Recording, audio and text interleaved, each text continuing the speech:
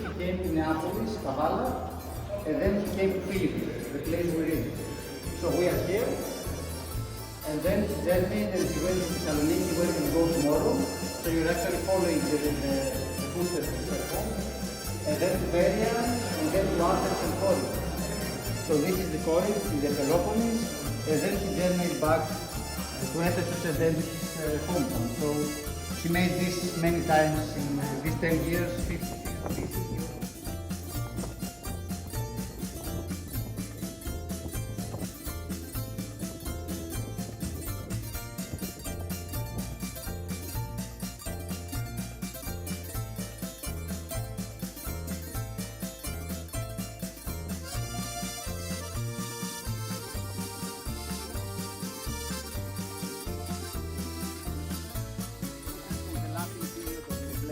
Second century AD, third century AD. So at that point, this is a Roman city, so the inscriptions are in Roman. But as I told you, in later centuries, Greek become the language of the people again, of the inscriptions. Because they receive Greek from the side. This temple, what remains, you see the column, an Ionic column, and it was devoted to the emperor of the worship of the emperor. So in Roman times, we get the worship of the emperor together with goddess Rome as a goddess. Sometimes also Zeus or Minerva, place for civilization, Dionysus.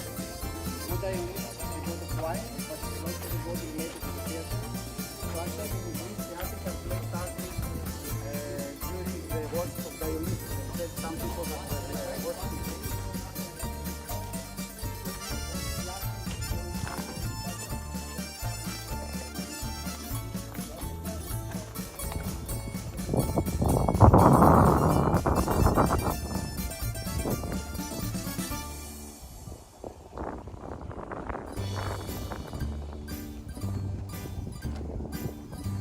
And it has an inscription, so it's related to things that took place into the theater. So we have the gladiator here. We know that gladiators were famous people, like actors, so some of them were really famous. They fought here for a lot of years, they killed a lot of opponents. And sometimes we have grave stealers on top of the graves that say, I am this person and I killed that much opponents and I'm very famous. So both actors and gladiators with these persons on the side. And this is a fairly large temple of the Christian religion. The most holy part is the apse, so you always enter from the west and the apse is on the east. The apse here is this part here, which is not very well preserved. Because there is the most holy part, only the priest can enter and he does some things like the transfiguration of wine and bread in the form of the blood and the body of Christ. So this is the most holy part. So it's like permanent installation of the house. Some are huge, you can't take them out. It goes in the house, the installation is not something. There is a tradition that St. Paul could be buried here, but the names we have say nothing about that. So we know the name of the dead is someone else. And we don't know why this boy was so important. Why is he buried here? We don't know if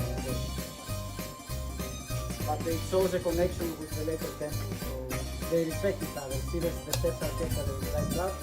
And then they build this next to it. The shops on this side. This would be the temple for the worship of the Roman emperor. So this is the one we saw with the inscription here. And there will be the altar later, but this is the photo, so this is how this place will look. And there will be some temples here where the basilica will be later, the one we saw. This also comes from this building, the Curia. So you see it will be very elaborate. You see a reconstruction here. So this would be on the top of the pediment. There would be acroteria as we call them. So these statues would be like flying. That's why you see them like that, because they would be up on the roof. And they will give the impression that you see them flying. And it's a very elaborate head, that's how we operate.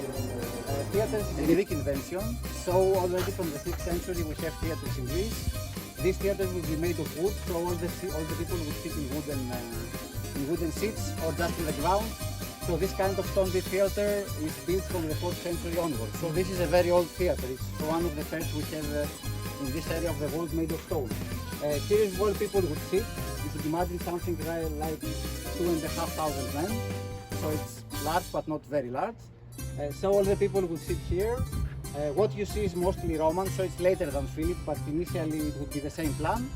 And we have, during the Roman period, we have an addition here for more people. Here down would be the plays.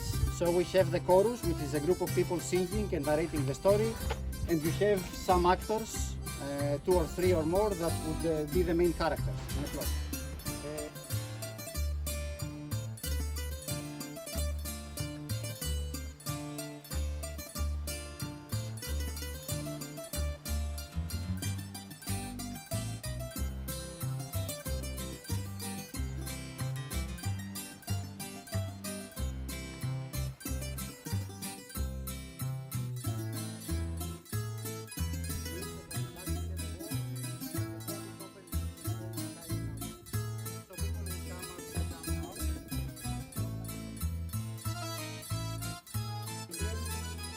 There is a basin. In ancient days, this is called Friali. So Friali is the place where the baptism takes place. You see, this is like an octagon, like the temple in Rome. So it's a mix and a plus. So this is the most central hall. On top you see different paintings with different scenes of baptism. So if you look at the dome, you see the baptism of Christ himself. So the columns are of the Corinthian order. So the one you see there is the Corinthian order, as we call it. It looks like a plant, so like a basket of plants. This is actually how it began in ancient Greek architecture. And this is the most common rhythm, architectural rhythm in Roman times. In ancient Greek times, we have the Doric and the... So you see here the sign. It says the jail, the prison of St. Paul. The place is here. So please follow me through the steps.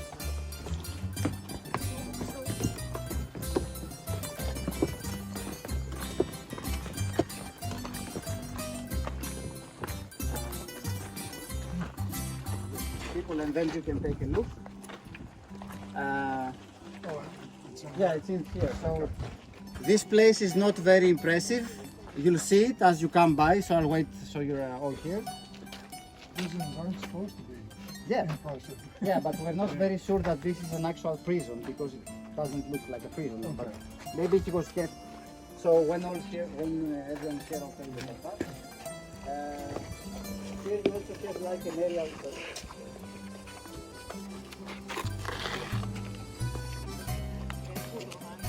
So here you also have an aerial view of the place.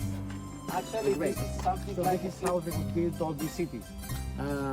The next, so most of the walls you see are from the later period, from the Roman period. So you see the difference in wall technique. Walls are very important because walls meant security. Today we can't understand that because our cities do not have walls. You go inside, you go around. But for these people, having strong walls was vital for the survival. Many times we have cities in cities. The siege can last until 1 or 2 or 3 years. And some cities manage to survive, even with the siege of Denver. From here, it's a bit upside down. And this would be the Alps. But initially it was built like Hagia Sophia in Istanbul, so it would be a huge temple with a dome. But we think that we have evidence that the dome collapsed during the building. So we have a second up here.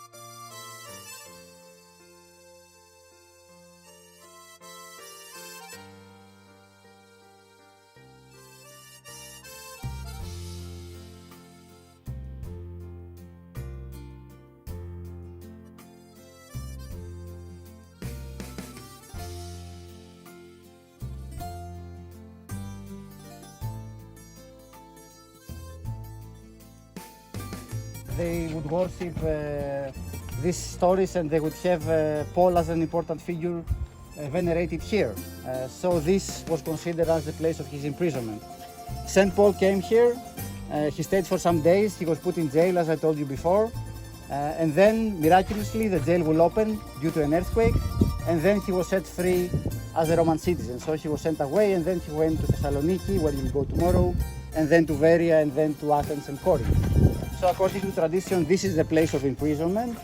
You can take a look, so you can come down in order and just take a look. It's not very impressive, but it has a historical significance because it was venerated as a place where St. Paul was kept.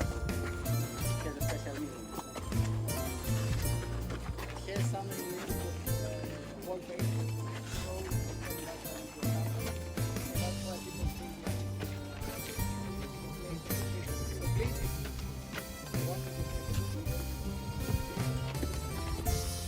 so what it says is that a certain bishop which lived in the 4th century, Bishop Porphyrios, so you see the name there, it says that Porphyrios was the one that financed this mosaic in honor of St. Paul. So you see the name there, it says Pavlo with yellow letters, so this is the name in Greek of St. Paul. So we know that this bishop made this mosaic in honor of St. Paul. So this is something that connects this mosaic and this building with St. Paul himself. So this is a very important inscription, and we're very lucky to have it, because if it was there, we wouldn't know the name. We could surmise the importance the mosaic is like, and then we have the inner temple where the proper baptism took place.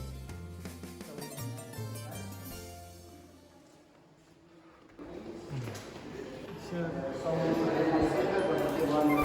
this is the gospel of the King, so this is the one function of the gospel of